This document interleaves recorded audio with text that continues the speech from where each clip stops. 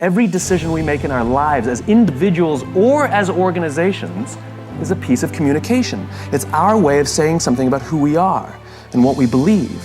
This is why authenticity matters. This is why you have to say and do the things you actually believe, because the things you say and do are symbols of who you are. And we look for those symbols so we can find people who believe what we believe. Our very survival depends on it. So if you're putting out false symbols, you will attract people to those symbols, but you won't be able to form trust with them. I talk to so many smart, fantastic, ambitious, idealistic, hard-working kids, and they're right out of college, they're in their entry-level jobs, and I'll ask them, how's it going? And they'll say, I think I'm gonna quit. And I'm like, why? They say to me, I'm not making an impact. They treat the sense of fulfillment or even love like it's a scavenger hunt, like it's something you look for. My millennial friends, they've gone through so many jobs. They're either getting fired, I mean it was mutual, or they're quitting because they're not making an impact, or they're not finding the thing they're looking for, they're not feeling fulfilled, as if it's a scavenger hunt.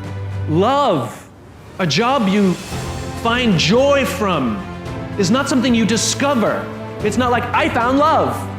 Here it is. I found a job I love. That's not how it works.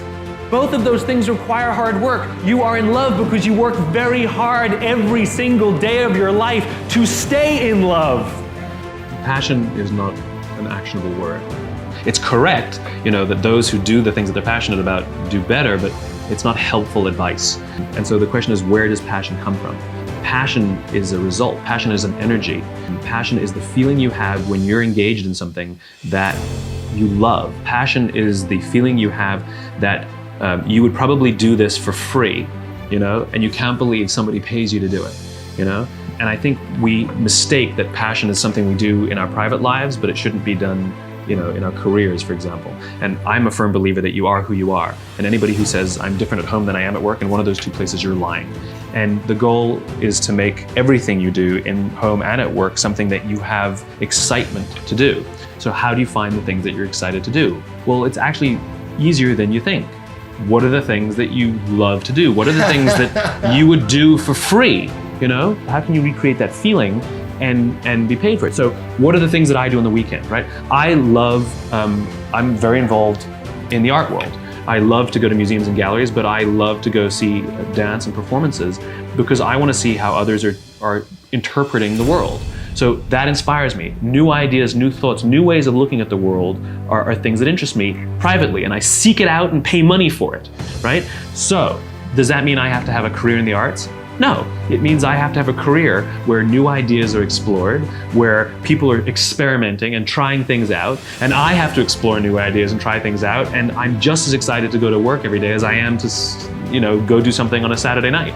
And so the idea of finding your passion is ironically simple because you should be doing stuff that you enjoy sometimes.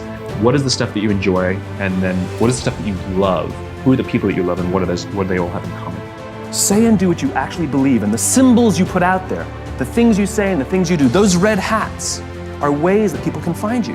What you have the ability to do as designers is create those symbols and allow people to use those things to say something about who they are. Work for companies, work for clients, work for people who you believe what they believe. Show up and feel a part of something bigger than yourself. And your part is to put what they believe into pictures and words and symbols and graphics so that other people can use those things to say something about who they are.